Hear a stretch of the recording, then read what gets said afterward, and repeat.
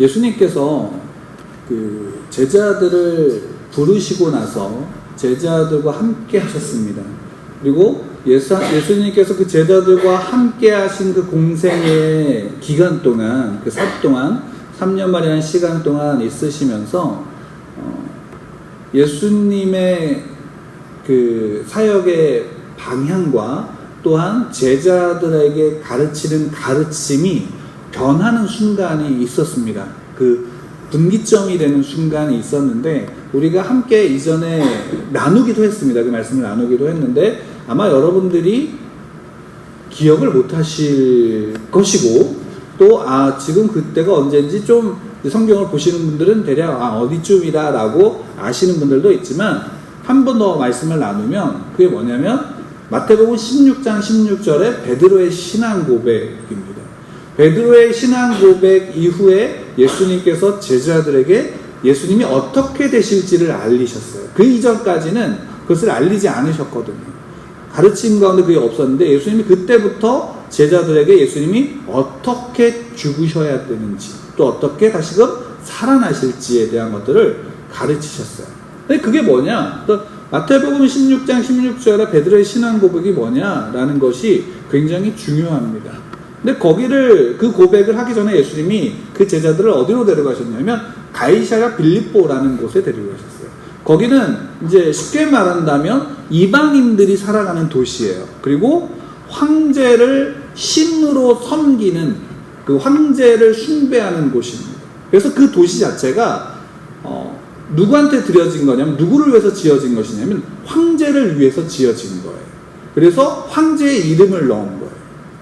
그곳이 가이사랴 빌립보인데 그러면 거기에는 모든 사람들이 다 그곳에 가면 누구를 생각할까요? 황제를 생각하는 거예요. 우리의 왕은 로마의 황제다. 그가 우리를 주관한다. 그리고 그가 우리가 신처럼 그를 믿는다라는 거예요. 그곳에서 예수님이 제자들을 데리고 가셔서 묻는 거예요. 사람들이 나를 뭐라고 부르니? 선지자예요. 엘리야예요. 또는 먼저 죽은 침례 요한이요. 라고 그렇게 얘기해요. 그래요? 근데 그러면 너희는 나를 누구라고 하니? 라고 예수님 물으시는 거예요. 그럼 너희는 나를 누구라고 하니? 여기에 질문의 중요한 것은 이거예요. 너희는 그러니까 다른 사람들은 나를 이렇게 말하고 있어. 이렇게 이야기를 하는데 중요한 건 너희는 그럼 누구라고 나를 생각하니? 그때 베드로가 일어서서 대답한 것이 주는 그리스도시요 살아계신 하나님의 아들이십니다. 주는 그리스도시요 살아계신 하나님의 아들이십니다. 이 고백이 왜 중요할까요? 결국 이 고백은 단순하게 베드로라고 하는 한 사람의 신앙 고백의 말이 아니라 그 고백은 결국 모든 신자들의 고백이 되기 때문이에요. 모든 신자들, 모든 믿는 자들의 고백이에요. 그러면 왜 베드로는 또 제자들은 예수님을 주는 그리스도시여 살아계신 하나님의 아들이십니다 라고 고백했을까요? 많은 사람들은 예수님이 병 고치는 거 봤어요? 못 봤어요? 봤어요. 제자들도 봤고 많은 무리도 봤어요. 그리고 예수님이 가르치시는 가르침들을 들었어요? 안 들었어요? 많은 사람도 들었어요. 제자들도 들었어요. 근데 그럼에도 불구하고 그 제자들만이 예수님이 누구인지를 온전히 고백하는 거예요. 왜 그러냐면 제자들이 예수님을 따라다니는 그 시간들 속에서 예수님을 처음부터 메시아라고 믿고 따랐을까요? 아니면 그냥 좀 훌륭한 사람인데? 라고 믿고 따랐을까요? 저는 개인적으로는 예수님을 제자들이 정말 처음부터 메시아야? 라고 믿고 따랐다라고 생각하지 않아요. 처음엔 그냥 좀 훌륭한 사람인데? 괜찮은데?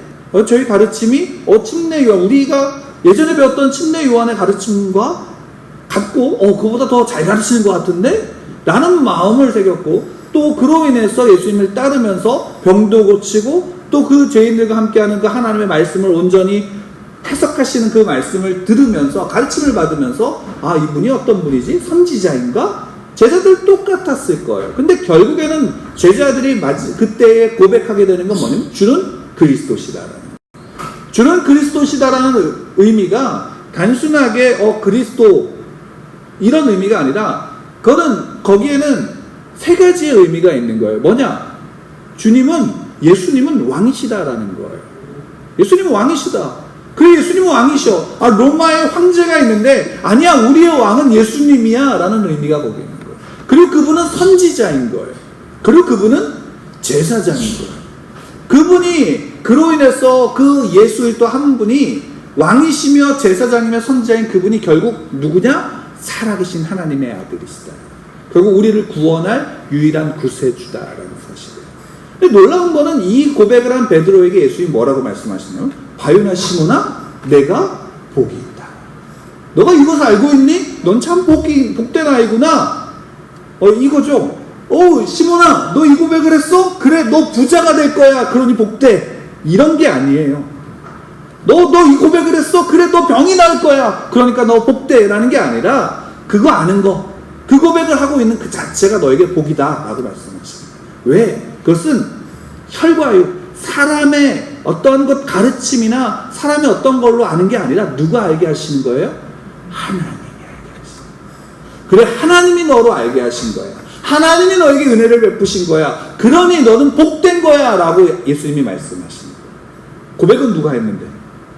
베드로가 했는데 예수님이 말씀하시는 거 네가 한 거 아니야 라는 거죠. 억울하지 않을까요? 여러분 그렇지 않아요? 나 교회 와서 음식을 열심히 준비하셨는데 그걸 딱 보면서 참 맛있다. 그러면서 이런 얘기를 하는 거예요. 왜 이거 네가 한 거 아니야? 왜 목사님이 잘했으니까 목사님이 한 거야? 이렇게 얘기하면 만든 분 기분 좋을까요? 안 좋을까요? 좋으세요? 안 좋은 거죠. 근데 이것과 비교할 수 있는 게 아니죠. 근데 예수님이 그 말씀을 하신 거예요.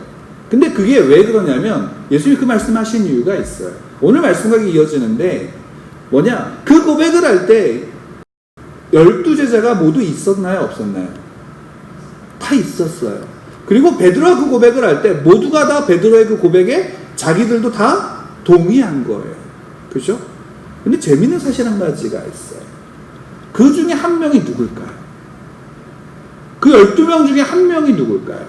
가롯인 유다가 있는 거예요. 그는 누구예요?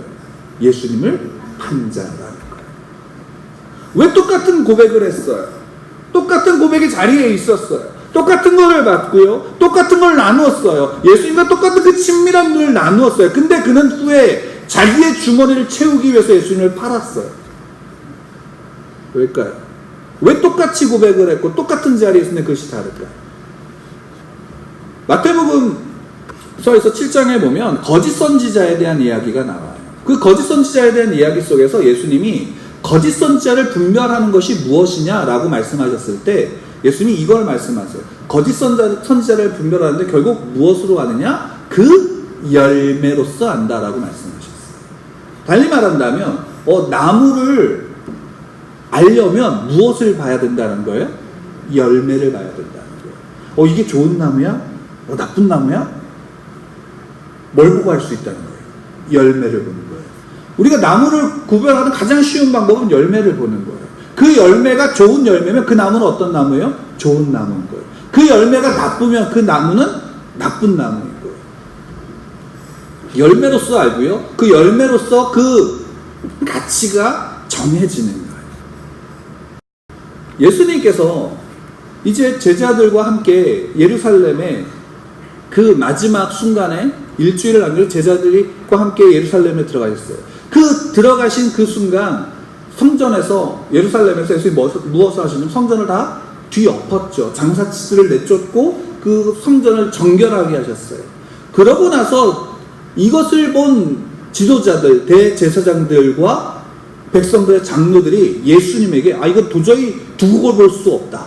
많은 사람들이 아이들로부터 어른들까지 모두가 다 예수님을 환호하며 호산나 다윗의 자손 메시아라고 왕의 칭호를 부르는데 이거 더 이상 두고 볼 수 없다. 우리의 뒷돈을 채우는 이 장사치들을 다 뒤엎고 우리한테 손해를 끼치는 이 예수 이제 그냥 둘 수 없다라고 본 거예요. 그래서 뭘 얘기했냐면 우리가 함께 읽은 본문 앞에 예수님에게 얘기해요. 너 무슨 권세로 이런 일을 행하냐? 라고 예수님에게 묻는 거예요. 도전한 거죠. 그러면 여기서 예수님께 너 무슨 권세로 이렇게 했어? 라고 물을 때 이들은 예수님이 난 이거 하나님의 권세로 나 이렇게 한 거야 라고 말하면 그 말을 믿을까요? 안 믿을까요? 믿지 않는 거예요. 그러니까 이들은 예수님이 무슨 대답을 하던 그것을 믿고자 묻는 게 아니라 무슨 대답을 하던 예수님을 잡고 죽이고자 하기 위해서 그 질문을 한 거예요. 의도가 있는 거죠. 그리고 그것은 결국 예수님을 결국 죽이겠다라는 목적이 있는 거예요. 그 목적 가운데 예수님께 물었는데 예수님은 우리가 그냥 보면 참으로 현명하신 분인 것처럼 보여요. 실제로 그렇죠. 예수님이 물어요. 야, 그러면 대답하지 않고 이렇게 물어요. 요한의 침례는 어디로부터 온 거냐? 라고 물어요.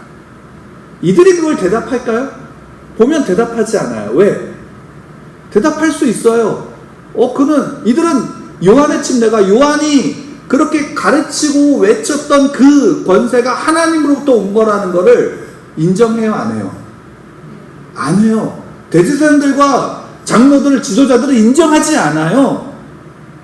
그냥 광야의 외침, 그냥 저 어디 시골에 있는 선지자처럼 보이는 누군가의 외침이라고 그냥 치부해버리고 외면하고 그들 권위를 인정하지 않아요. 근데 누구는 인정해요? 백성들은 그걸 인정하는 거예요. 그러니까 백성들이 두려우니까 자기들은 인정 못한다라는 말을 할 수 있어요? 없어요? 할 수 없는 거예요. 그래서 그 가운데서 예수님이 두 가지의 비유를 해요. 한 가지가 두 아들의 비유라고 또 한 가지가 포도원 농부들의 비유를 하는데 오늘 본문에 포도원 농부들의 비유예요. 근데 이 이어지니까 제가 앞에 이야기들을 말씀을 드려요. 그러면서 예수님이 말씀하시는 게 두 아들의 비유에 한 사람인데 두 아들이 있어. 첫째 아들한테 야, 너 포도원에 가서 일 좀 해. 첫째 아들이 예, 갈게요. 그러고 나서니 가지 않았다라고 해요. 둘째 아들에게 똑같이 야, 포도원에 가서 일 좀 해. 둘째 아들은 싫어요, 안 갈래요. 제가 왜 해야 돼요? 막 이렇게 때를 쓰다가 나중에 신나게 놀고 있는데 뉘우친 거예요. 뉘우쳐서 어떻게 했어요? 가서 묻지요. 예수님이 물어요. 지도자들한테. 야, 누가 아버지의 뜻대로 했니? 둘째 아들. 그 예수님이 거기에서 말씀하신 게 뭐냐면 그래, 너희들이 세리들과 창녀들, 너희들이 죄인들이라고 말하는 그들은 결국 하나님의 나라에 너희들보다 먼저 들어가게 될 거야. 여기에서 이 비유 속에서 분명하게 보여지는 건 뭐냐면 가겠다라고 했는데 안 간 첫째 아들, 그리고 가지 않겠다라고 했는데 결국에는 뉘우치고 회개하고 간 둘째 아들, 누구에게 초점이 있을까요? 이 이야기 속에 중심은 어디에 있을까요? 예수님은 어디에 중심을 두고 지금 하시는 말씀인가요? 이게 우리는 보통 둘째 아들의 모습에 더 많이 집중해요. 왜? 그 다음에 예수님이 칭찬하신 게 세리들과 창녀들이 먼저 하나님의 나라에 들어갈 거니까. 근데 실제로 예수님은 지금 이 비유는 누구를 대상으로 하신 거냐면 예수님을 죽이려고 하는 권세자들, 대제사장들과 지도자 장로들에게 하신 말씀. 그러니까 장로들은 결국 누구를 비유하는 거예요? 첫째 아들이죠. 가겠다고 했는데 안 간 거. 결국 이건 뭘 얘기하냐면 나 갈게요, 내가 할게요 라고 했지만 첫째 아들이 결국엔 뭐냐면 가지 않은 게 아니라 갈 수 없었다는 거예요. 다리 말을 표현하면 갈 수 없는, 우리가 이런 것도 있잖아요. 저도 이제 저희 아이하고 약속을 하는데 가끔 약속을 하면 어쩔 수 없이 지키지 못할 때가 있어요, 없어요? 난 지키려고 하는데 상황이 안 되는 거야. 환경이 안 되는 거야. 그래서 지킬 수 없는 상황 가운데 처할 때가 있는 거예요. 그러니까 이거는 지금 예수님이 첫째 아들의 비유는 그보다 더한 게 뭐냐면 아예 갈 능력이 없다라는 거예요. 달리 말하면 제사장들과 장로들, 유대인들의 지도자들이라고 이야기한 자기들은 구원받았다고 믿어요, 안 받아요? 자기들은 구원받았다고 믿어요. 왜? 자기들이 하나님께 제사를 집례하는 제사장들이니까. 하나님의 율법을 지키는 자들이니까. 하나님의 말씀을 연구하는 자들이니까. 그리고 하나님이 택한 이스라엘 백성이니까 난 구원받았다라고 하지만 실상에 예수님은 이걸 말하는 거예요. 너희들 구원받지 못했다라는 거예요. 너희들이 드리는 제사, 너희들이 지키는 율법으로 너희들의 죄가 해결되지 않아 라는 것을 보여주는 거예요. 그 자체로 이건 우리에게도 마찬가지예요. 여러분, 우리가 예배를 드리기 때문에 그리스도인일까요? 그리스도인이기 때문에 예배를 드릴까요? 여러분, 이 질문에 여러분 생각해 보셔야 돼요. 내가 교회를 나오니까 난 하나님 믿는 사람이야 라고 한다면 잘못된 거예요. 교회를 나와서 하나님의 사람이 되는 게 아니에요. 하나님의 사람이기에 교회에 나올 수 있는 거예요. 그리고 하나님의 사람이기에 교회에 나와서 예배의 의미와 목적과 의미를 깨닫는 거예요. 달리 말하면 예배 속에서 은혜를 받는 거예요. 예, 설교 때 제가 한 건 아니고 다른 분들이 제가 부교육자 때 설교를 할 때 교회에 오시는 이제 처음 오시는 분들이 쉽게 하시는 말씀들이 있어요. 이야기들이 있어요. 예배를 드리고 난 다음에 가장 많이 하는 이야기가 뭔지 아세요? 몇 가지가 있는데 그 중에 첫 가지가 분위기 좋네요. 우리 교회는 분위기가 좋을까요? 또 한 가지가 뭐냐면 이거예요. 목사님 말 참 잘하네요. 말씀 참 잘하네요. 이 말씀 잘하는데 좋은 말을 하네요. 이런 의미예요. 듣기에 참 좋은 말을 하네요. 그 말의 의미와 목적을 몰라요. 그냥 그 말을 참 잘하네요. 좋은 말 하네요. 이거예요. 근데 어느 순간 그 안에서 하나님이 은혜를 주시면, 하나님이 주신 은혜를 받게 되면, 깨닫게 되면 그게 무슨 의미인지 알아요, 몰라요? 알게 되는 거예요. 그러면 내가 교회에 나와서 그리스도인이 된 게 아니라 교회에 하나님이 그리스도인으로서 택한 은혜가 그곳에 있기 때문에 예배를 드리는 자리에 나오게 되어지는 거예요. 환경이, 상황이 그걸 바꿀 수 있어요, 없어요? 바꿀 수 없어요. 내가 하나님이 택한 하나님의 은혜 가운데 있다는 걸 바꿀 수 없다고요. 근데 우리는 어떤 착각을 하면, 난 교회에 나오면 교회 열심히 나왔고 교회 헌금했고 봉사했고 난 착한 일을 했으니까 나는 그리스도인이야 라는 착각 속에 우리는 빠지기가 너무 쉬운 거예요. 이 장로들과 대제사장들이 바로 이런 거예요. 유대인들이 갖고 있던 착각이 이건 거예요. 자기들이 하나님 앞에 성전이 있기 때문에 자기들은 하나님의 백성이고 구원받았다가 아니에요. 자기들의 율법이 있기 때문에 자기들은 구원받았다가 아니에요. 성전의 의미와 목적은 모든 만민이 그 앞에 나와 하나님 앞에 기도함으로, 하나님 앞에 나와 제사함으로 하나님의 은혜를 받는 곳이 성전인 거예요. 거기에 자기의 의를 세우고 자기의 이름을 자랑하고 자기의 권세를 자랑하는 틈이 그곳에 있어요, 없어요? 전혀 없는 거예요. 오직 그곳은 하나님만이 보이는 곳이에요. 하나님만이 드러나는 거예요. 그리고 그 예배와 성전은 하나님만으로 만족하는 자들이 은혜를 받는 곳이에요. 왜? 그들만이 그 속에 참된 은혜를 받아요. 첫째 아들을 통해서 비유된 제사장들과 지도자들을 향해서 예수님이 말씀하시는 거예요. 너희들 구원받았다라고 생각하니? 아니, 그렇지 않아. 너희들은 구원받지 못했어. 오히려 자기의 가슴을 치고 자기의 죄를 알고 깨닫고 뉘우쳐서 죄임을 깨닫는 그들, 그래서 그들이 나와서 믿고 고백하는 바로 그들이 하나님의 나라에 너희들보다 먼저 들어갈 거야. 이것이에요. 그리고 그 안에서 그것을 좀 더 강화해서 비유로 보여주신 게 포도원 농부들의 비유. 오늘 말씀이죠. 한 주인이 있어요.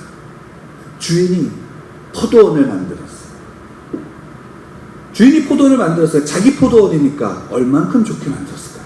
좋은 품종의 포도나무를 심고 가꾸고 땅을 뒤엎고 다 했어요. 그것만 한 게 아니에요. 울타리를 만들었어요.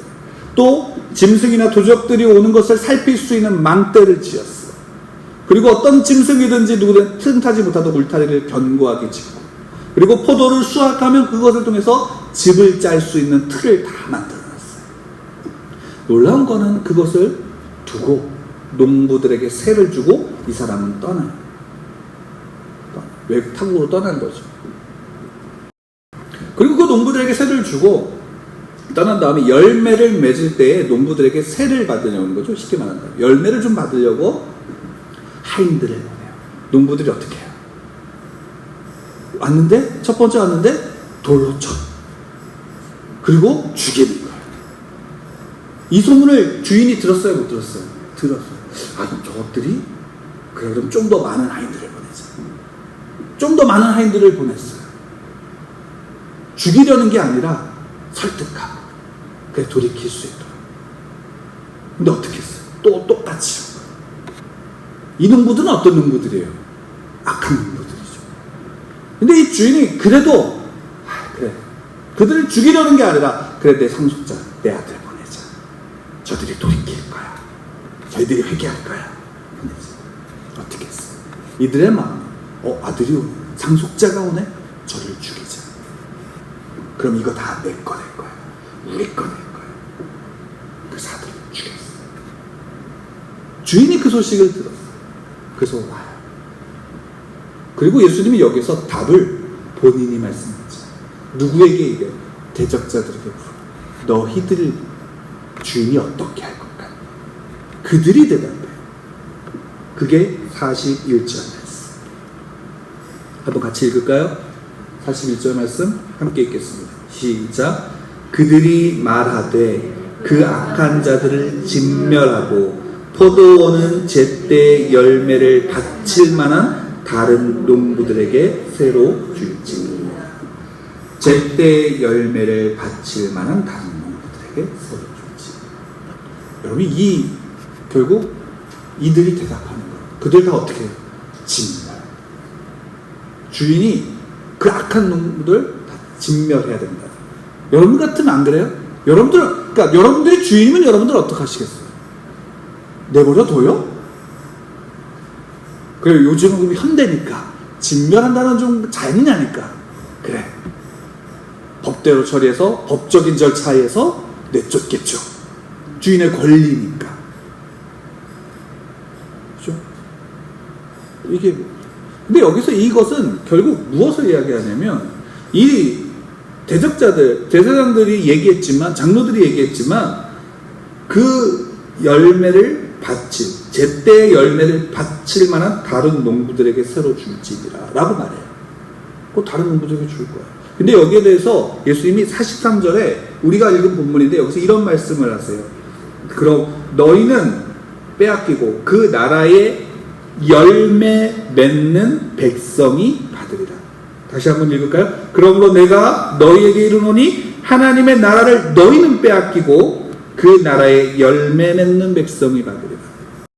그 나라의 열매는, 이거 한번 잘 보세요.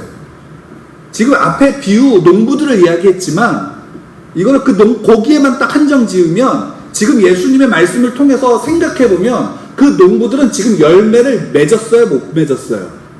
지금 그 농부들은 열매를 못 맺은 거예요. 이해가 되세요?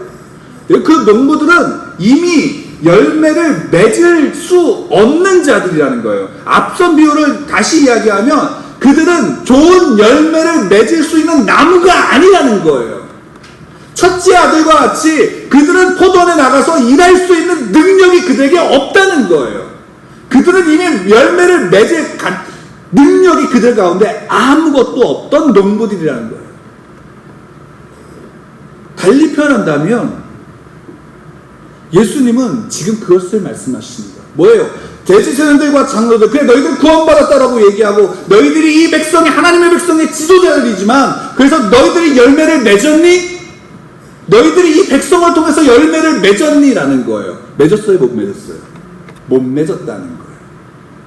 그들은 그 백성, 왜 하나님이 이스라엘 백성들을 택하실 때, 아브라함을 통해서 택하실 때, 그리고 계속해서 이스라엘 백성들에게 하나님이 말씀하신 건 뭐냐면, 내가 너를 통해 모든 민족이, 모든 열방이 복을 받게 할 거야. 내가 너희를 통해서, 너희들은 수가 작지만, 너희들은 약하지만, 너희들은 부족하지만, 너희들은 연약하지만, 유일한 하나님인 신인 내가 너희들과 함께하고 내가 너희들과 지킴으로, 내가 너희들 속임과 함께 거함으로 너희들을 통해서, 가장 약한 너희들을 통해서 세상의 모든 열방이, 모든 민족이, 모든 강대한 나라가 나를 보게 될 거야. 그러니까 너는 복의 통로가 될 거야 라고 하나님이 그 백성들 택한 이유를 말씀하십니다.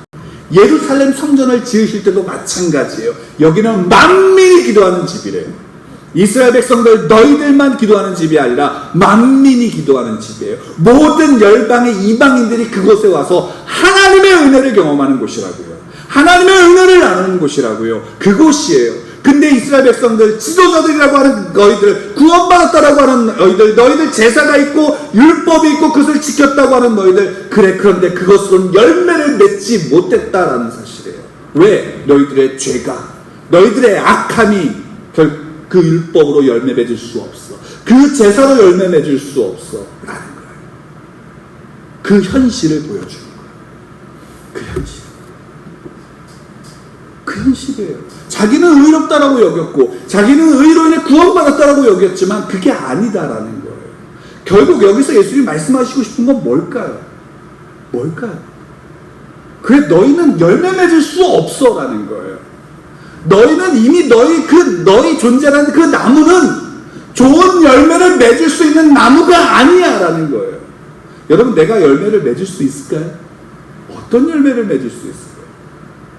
예, 우리 열매 맺을 수 없는 존재들이라는 거예요. 죄로 인해 타락한 모든 죄인들은 열매를 맺을 수 없다는 사실이에요.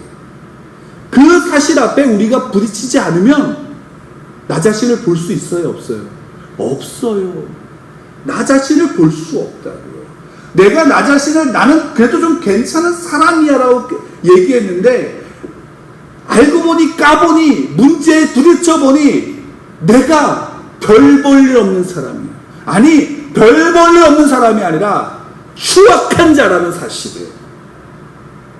그거 한시에 부딪히지 않으면 자기 존재를 알아요? 몰라요. 모른다고요. 그 현실 앞에 부딪히는 거예요.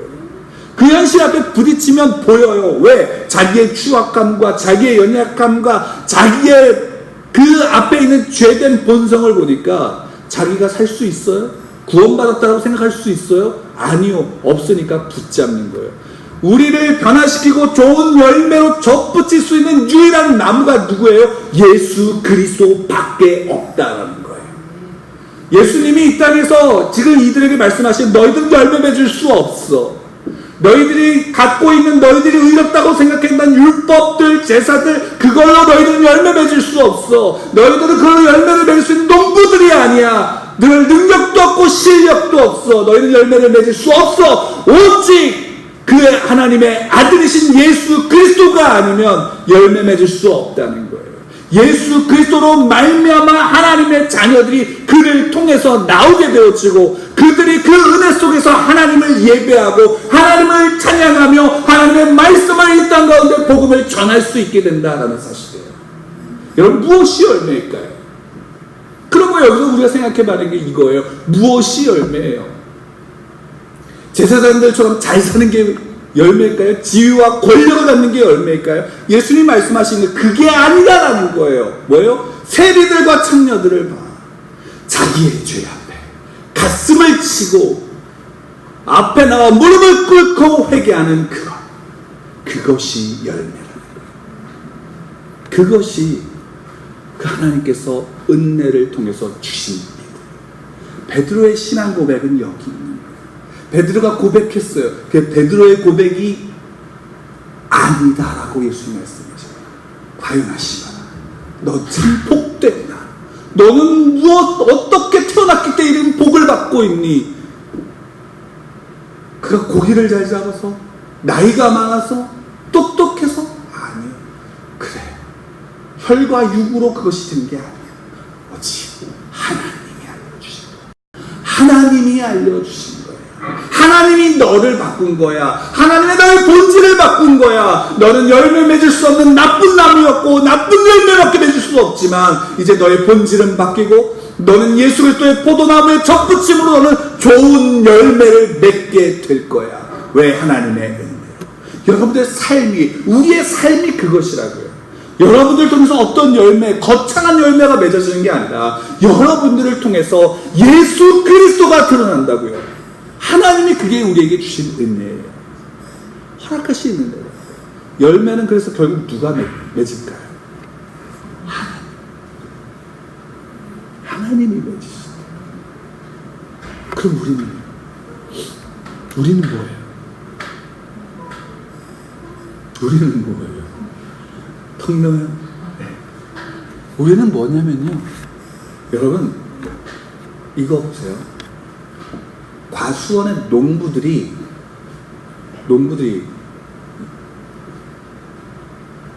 열매 자체를 소중하게 여길까요? 나무를 소중하게 여길까요?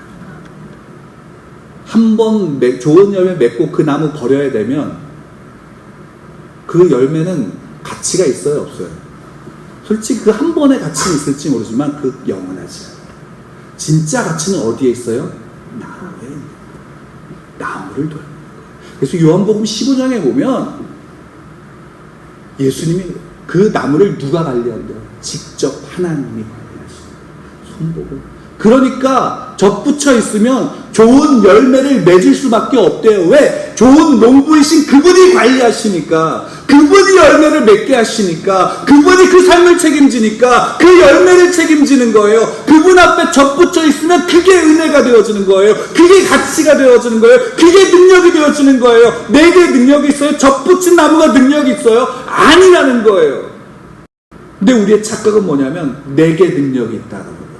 내게 능력이 있고 싶은 거예요. 내게 가치를 세우고 싶은 거예요. 그러니까 하나님 믿으면 뭐가 있어야 돼요?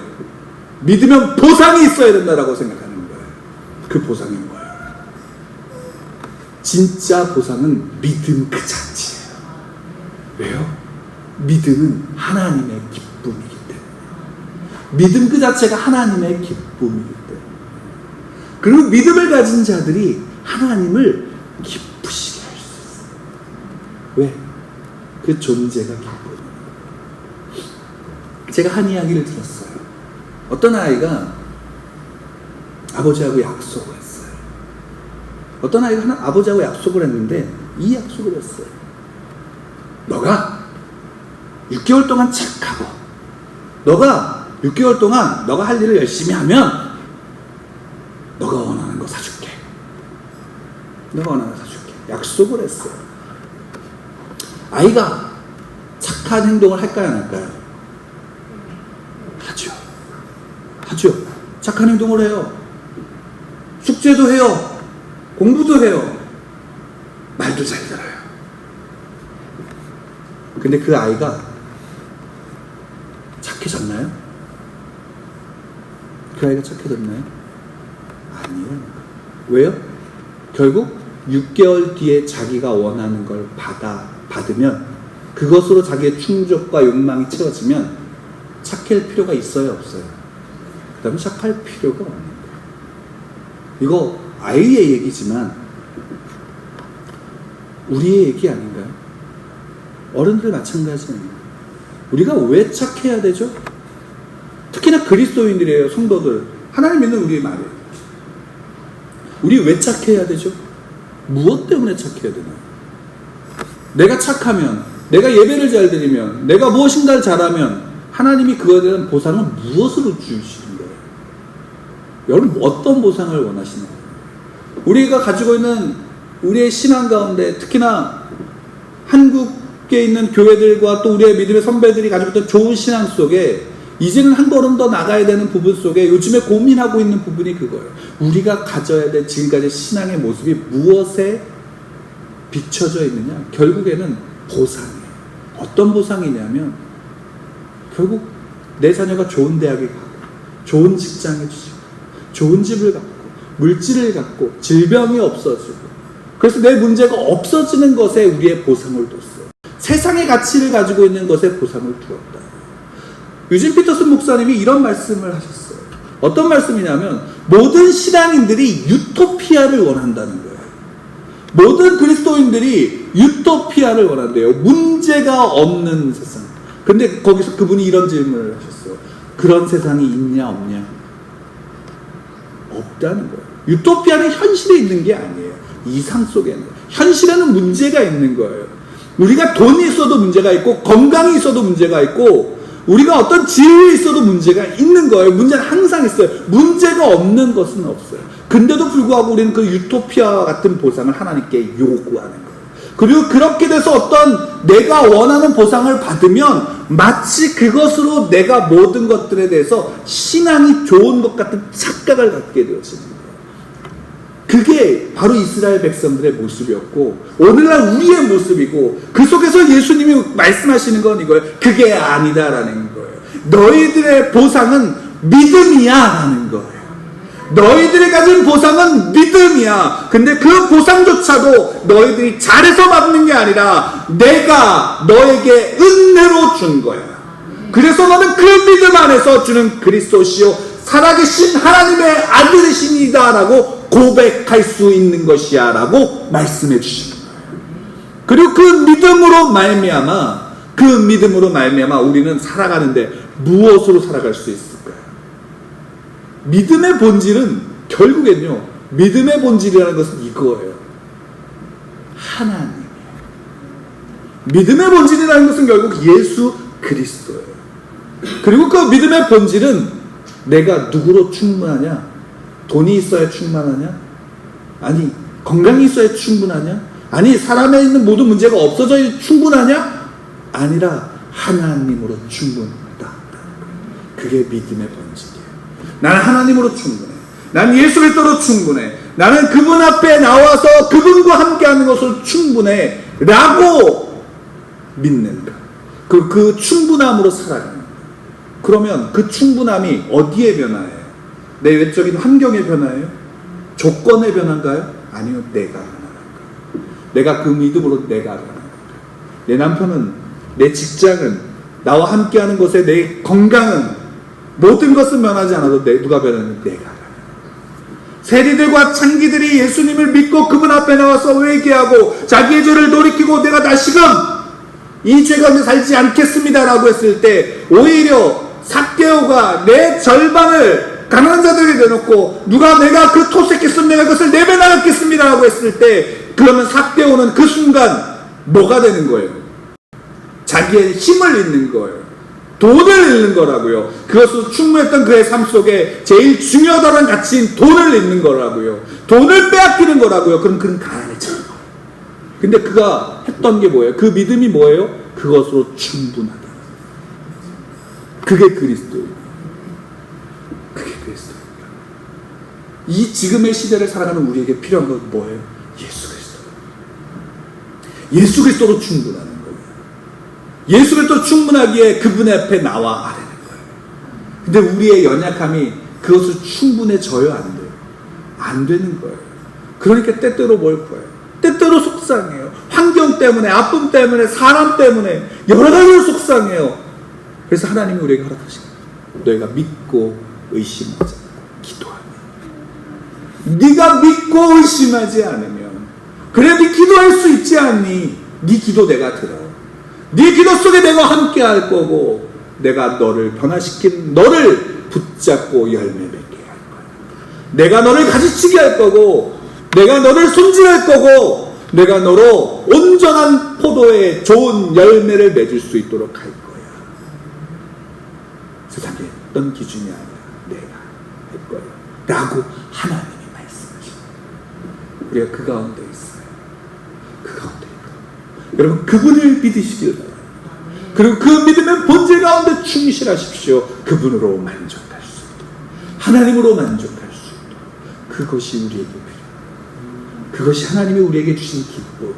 그 기쁨은 우리로 또한 이 고백을 할 수 있는 거예요. 나 또한 주님과 만족하고, 나 또한 주님으로 기뻐합니다. 그거. 부모가 자녀에게 줄 수 있는 것이요? 뭘까요? 저는 이것이요. 내 자녀가 자기의 스스로, 자기의 삶, 가치를 깨닫는 거예요. 여러분의 삶에 가치가 있나요? 네, 있어요.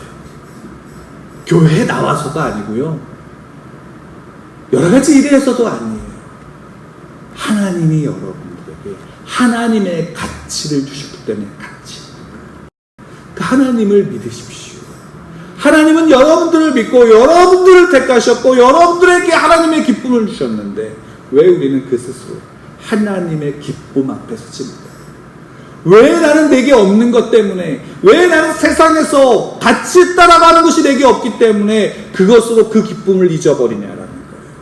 저 또한 마찬가지. 저 또한 마찬가지. 그것이 열매예요. 그것이 열매예요. 우리 가운데 있는 열매는 예수 그리스도. 예수 그리스도가 드러나는 거예요. 예수 그리스도가 보여지는 거예요. 저는 그래서 소망하는 게 그거예요. 하나님의 기쁨이 우리를 통해서 예수 그리스도로 열매 맺은 거예요. 저는 그것이 제 개인적으로는, 저는 하나님 앞에 건강한 교회들을 세우고 싶어요. 이 이야기를 하면 이런 말씀들을 가끔 들어요. 저희 가장 가까운 사람에게도 듣고요. 당신 교회 정도가 없어요. 아니, 이거는 여러 사람들이 그런 이야기를 해요. 근데 이건 저의 소망이죠. 근데 그것이 되고 안 되고는 누구에게 있냐면 하나님께 있는 거예요. 그것을 어떻게든 지금부터 채워가는 거예요.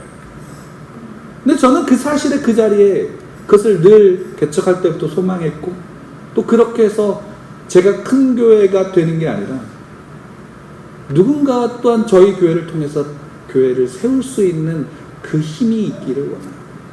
그로 인해 하나님이 그 가운데 드러나기를 원해요. 보여지기를 원해요. 나타나기를 원해요. 그로 인한 그 기쁨이 있기를 원해요. 근데 저도 사람인지라 없는 것 때문에 슬퍼하고 아파요. 참 재미있는 게 하나님이 괜찮아요.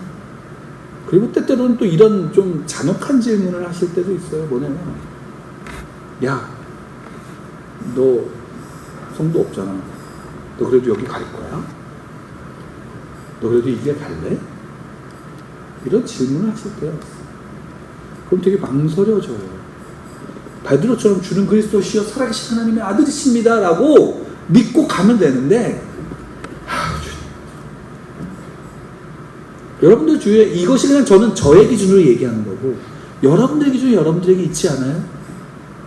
내 환경에 나에게 속을 빡빡 끓는 사람이든 환경이든 문제든 있죠. 하나님 물으세요. 너 그래도 나 이렇게 믿을래? 예, 근데 그때 베드로의 고백이 그거예요. 주는 그리스도시여 살아계신 하나님의 아들이십니다. 이 고백을 그때 할 수 있는 것, 그게 은혜이고 그게 하나님의 기쁨이 우리가 갖고 있다. 그 은혜. 그러면 우리는 그것을 붙잡고 가요. 참 하나님이 그럼 그때 은혜를 통해서 그 고백을 할 수 있으면 한 발자국 나갔죠. 그럼 한 발자국 그렇게 나가는 거예요. 언제까지요? 하나님 허락하실 때까지. 내가 얼마나 몇 명의 어떠한 것들을 이루었냐가 중요하지 않아요. 왜? 그것은 하나님이 때때로 우리의 가지를 쳐요. 내게 달려있는 가지를 친다고요. 아프겠어요? 안 아프겠어요? 아프죠. 그거 아시면서 하시는 거예요. 왜? 그렇게 함으로 하나님이 열매 맺게 하시니까. 그게 은혜인 것을 나중에 깨닫게 되고 그 앞에 우리가 성달하는 사실입니다. 그래서 에베소서 4장 17절에 보면, 이하에 보면 이런 말씀을 하세요. 제가 읽어드릴게요. 그러므로 내가 이것을 말하며 주 안에서 증언하노니 이제부터 너희는 이방인이 그 마음에 허망한 것으로 행함과 같이 행하지 말고 그들의 충명이 어두워지고 그들 가운데 있는 무지함과 그들의 마음이 굳어짐으로 말미암아 하나님의 생명에서 떠나 있도다. 그들이 감각 없는 자가 되어 자신을 방탕에 방임하여 모든 더러운 것으로 욕심을 행하되 오직 너희는 그리스도를 그같이 배우지 아니하였느니라. 진리가 예수 안에 있는 것 같이 너희가 참으로 그에게서 듣고 또한 그 안에서 가르침을 받았을진데 너희는 유혹을 욕심을 따라 썩어져가는 구습에 따르는 옛사람을 벗어버리고 오직 너희가 심령이 새롭게 되어 하나님을 따라 의와 진리의 거룩함으로 지으심을 받은 새 사람을 입으라.